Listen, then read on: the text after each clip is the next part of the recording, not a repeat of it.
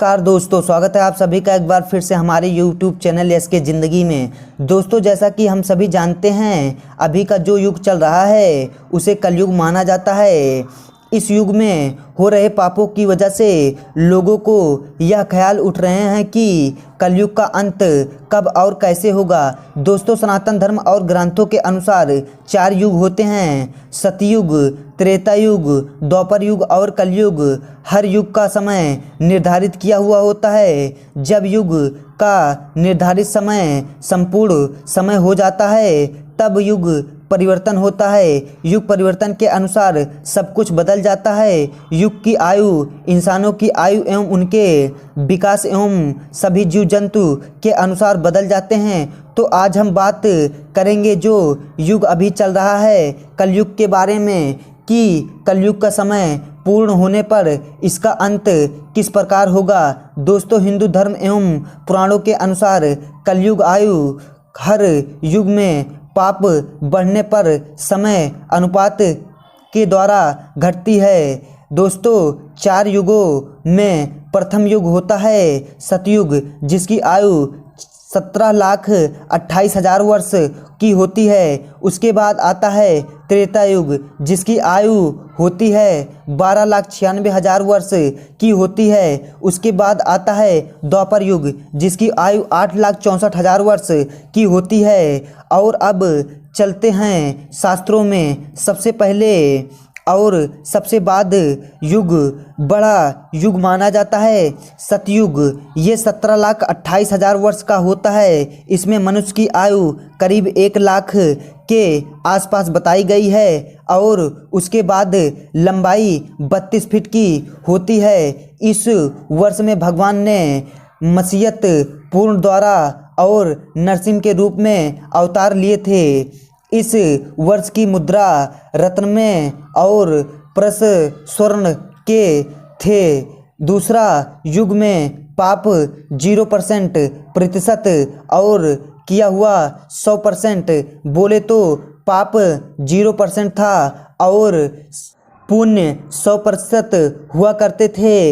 इसी युग में शताब्दी राजा हरिश्चंद्र भी हुए थे, जिन्होंने सत्य की रक्षा के लिए खुद के परिवार और अंत में खुद को बलिदान कर दिया था। सतयुग के बाद दूसरा बड़ा युग होता है त्रेता युग। इसकी आयु लगभग 12,96,000 वर्ष की बताई गई है। इस युग में मनुष्य की आयु लगभग 1,000 वर्ष की होती है। मनुष्य की लंबाई लगभग 21 फुट की होती है। इसी युग में भगवान राम ने अवतार लिया था। इसी युग में भगवान राम ने रावण का वध किया था। राम के अलावा वामन और परशुराम के भी अवतार हुए थे। इसी युग की मुद्रा स्वर्ण और पात्र चांदी के थे। त्रेता युग में पाप 25% और पुण्य 75% था।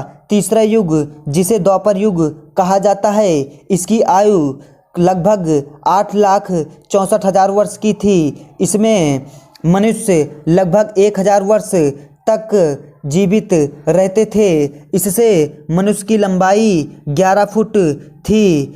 इसी युग में भगवान ने श्री कृष्ण के अवतार में कंस का संहार किया था और महाभारत काल भी इसी युग में चला था। इसी युग की मुद्रा चांदी और पात्र तांबे के थे। द्वापर युग में पाप की मात्रा बढ़कर आधी हो गई थी।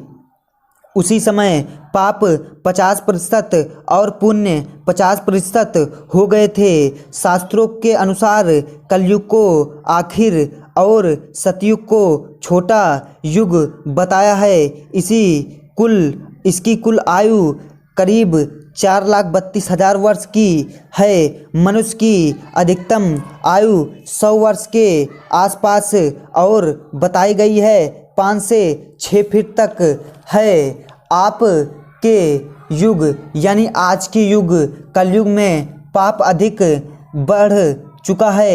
इसी युग में पाप की मात्रा 75% और पुण्य की मात्रा 25% हो गई है। कि इस युग में भगवान कल की रूप में एक ब्राह्मण परिवार में परिवर्तित होंगे। इसी युग की मुद्रा लोहे और पात्र मिट्टी मिट्टी के बताए गए हैं। दोस्तों कलयुग का अंत कैसे होगा इसका अर्थ पुराणों में मिलता है, तो इनको जानने के लिए नेक्स्ट वीडियो ज़रूर देखना, यानी कि दूसरा भाग कलयुग का अंत कैसे होगा और कब होगा। दोस्तों मिलते हैं अगले वीडियो में, तब तक के लिए गुड बाय। आप लोग अपना ख्याल रखें।